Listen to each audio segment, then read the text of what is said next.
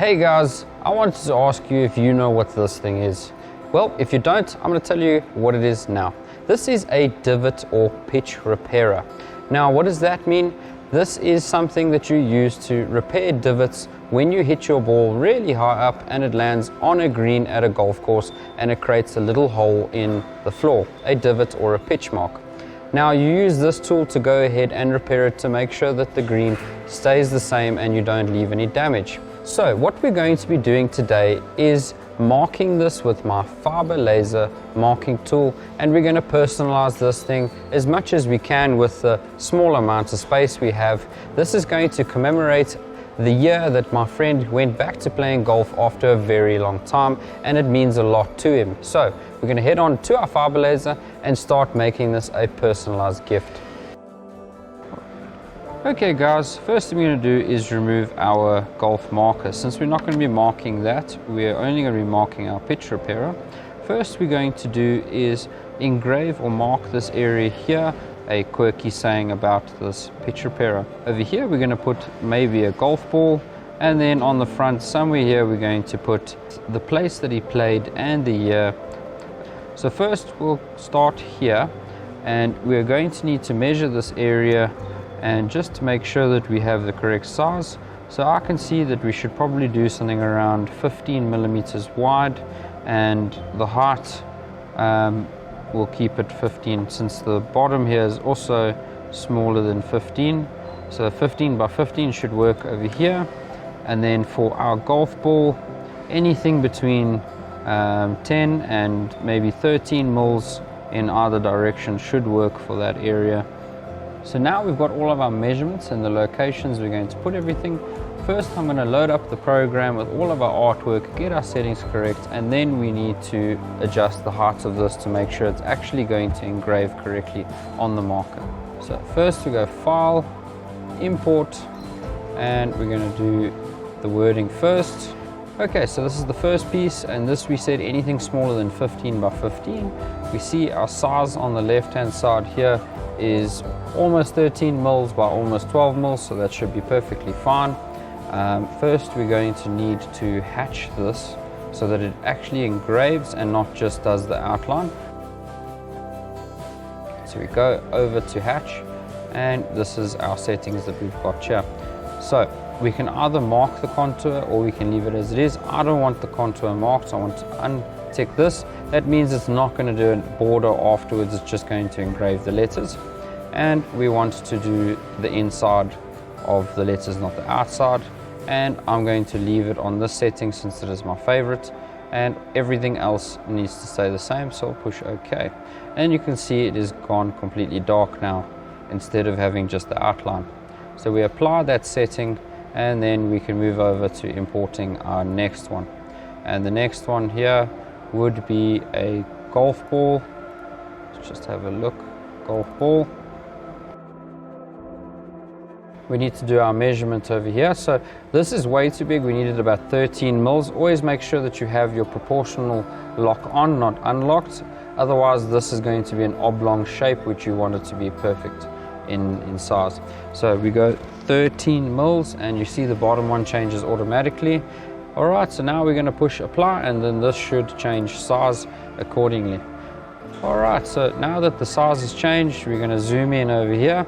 And our next thing to do is also hatch this, because again I want to engrave it, not just do an outline. So we go over to our top over there, push hatch. We also don't want to mark the contour, we want to do the inside first. And remember, whatever you did prior, so this is the prior artwork, it will keep the settings so that you don't have to keep changing everything accordingly.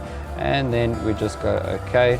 And again, you must always go and click apply on the left hand side when you are done, otherwise it does not save the settings. So apply. Okay, so now that that one is done, we need to do our last quirky saying that we said that we're going to do on the front of that. And what I'm going to do is I'm going to grab my text tool. We just put it over there. Then we need to move over to the left hand side of our screen. So now after we pushed our select tool for our text, we now get this option that pops up here on our left hand side. So first of all, we can go ahead and have a look at what we are doing, and this is all if you want to do barcodes, Right, but now we're not doing a barcode, we're just going to do text, and we're going to click on True Font. We then can go and select our actual text that we're looking for. So in this case, I want something bold. That text looks like it'll do, so I'll push enter. And then from there, we go down here and we edit what we want it to say. So in this case, I want it to be a bit quirky, so we're going to go with fork it. We push hatch, and then we've got the panel that pops up in the middle. And from here, again, we're going to go with the same settings as we did last time. I will do the inside, not the outside. Use the same engraving method and push OK, and you'll see that the fork it is now a solid object. So now that the artwork is all ready, now I need to just adjust the height of this laser until it is engraving correctly. So first thing I'm going to do is I've put a piece of scrap metal that I've got here, and I've put it on top of 2 rulers, as you can see there, and that gives me a generalized height that should be the same as that, which it is. So I'm happy to say that I'm going to do a test on this piece of metal to make sure that it's engraving correctly. Then we can move over to our actual golf marker. So we have to delete the things that we're not going to be engraving now, and we can always go and push Ctrl Z and bring them back again. So delete those. We're just going to use the word fork it. We're going to go and untick use default parameters. We're just going to double check them. Loop count we want once, because I only want to engrave once. Our speed we're going to set to 300, but I actually would like that a lot higher. We're going to go with at least 1000, purely because there is no thick material substance on top, like a thick anodizing. It's a very thin one, so we can do 1000. Power at 70, we can go and take this to 60, and the frequency we're going to leave at 20, and then from there we're going to hop on over to our settings here below.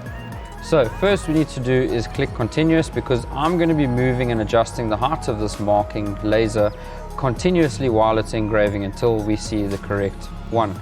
So from there we're going to push red to show us where on the scrap piece of metal, and as you can see it is really tiny, so what we'll do is just move it to a space that isn't being used, like over there. Now that that's done, we can push stop, and we can go ahead and push mark and slowly move our laser up and down.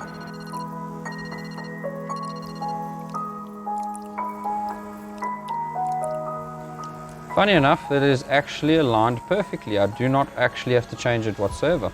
So we're going to go ahead and push stop. Okay. So this is definitely lined up. I actually did not need to move this whatsoever. So our previous job was at the same height. So now that that is done, I'm confident to take this piece away, and now we can actually start doing it on the marker itself. Must remember to untick continuous, because now we're going to engrave only once, just to see whether or not it goes through. So we're going to untick continuous.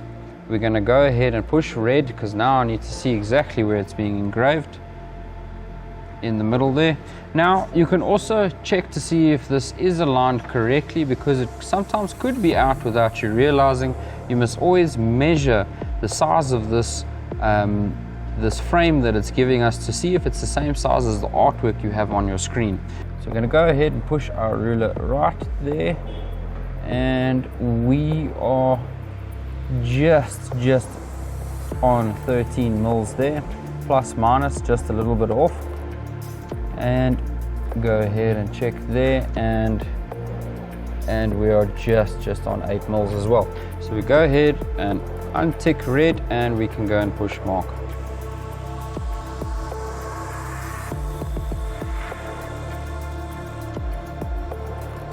Okay, so we're just going to say stop. Okay, that looks fantastic. I actually think I'm not going to engrave that further. The next one we're going to do is the golf ball. So we're going to move this down, or move our artwork, because we've got some playing area. So let's quickly put our golf ball up and push red to see where it's going to be.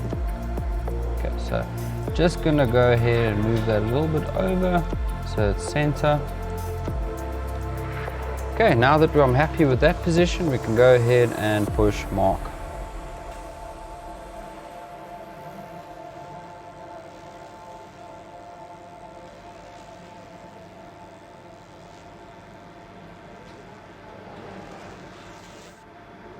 Yeah, and that came out really, really well.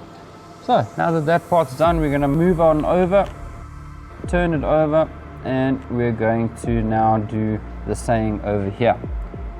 So for the front, we are supposed to be putting on this engraving here, but we've already got a Kempton Park Golf Club already on the front. So I'm going to take away this part. We're going to engrave a square, and then on top of that square, we're going to engrave 2021 only.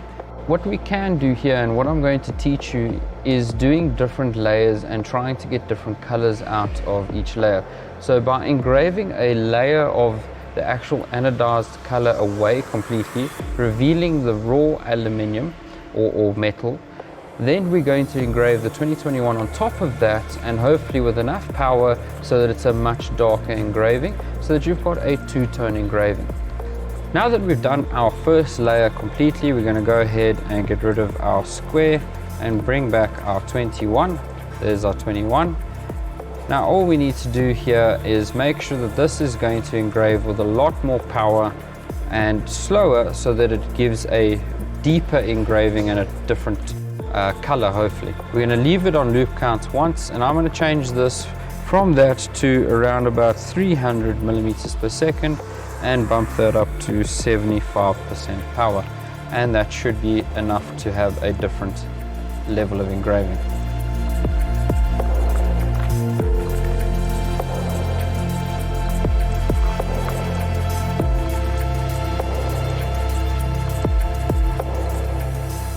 Okay, having a look at that, we can immediately see a difference in color. However, I think I can go a bit deeper in order to get a darker color out of it. So I'm going to go ahead and push mark again.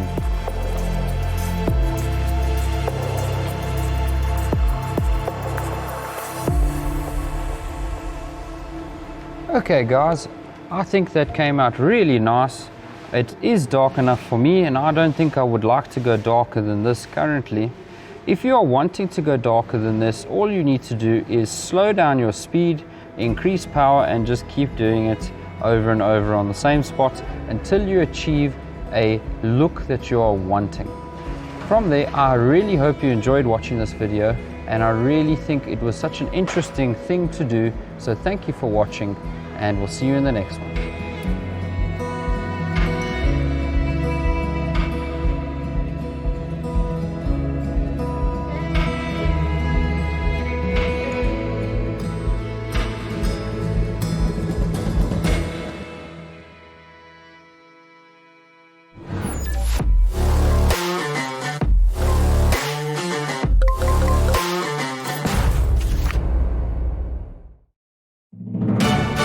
"2023 marks the 10th anniversary of AM.CO.za in the South African market. And through that time, we have experienced considerable growth and expansion with the support of our valued customers. To mark our 10th anniversary, we have bought a warehouse at Sunny Rock in East Rand, and we will commence with renovation and construction in 2023. The facility will comprise a massive 2,000 square meter warehouse, 300 square meters of demonstration space, 150 square meters of sales space, and 400 square meters of spare parts storage on the top floor. 550 square meters of showroom space on the middle floor. 400 square meters for Machine.Africa for machine repairs with its own dedicated entrance. And a 250 square meter tea garden and coffee shop for your convenience. Our group now comprises 4 businesses. AM.CO.za is our main business and supplies the machines, spare parts and consumables. Machine.Africa does the installations for our clients and handles on-site and factory repairs. Ambitious Academy ensures that our clients achieve the very best levels of productivity by providing training and certification. And our automated AI-driven online store, Buy This, brings all products online and distributes countrywide. We invite you to be part of this exciting journey as we establish our new headquarters.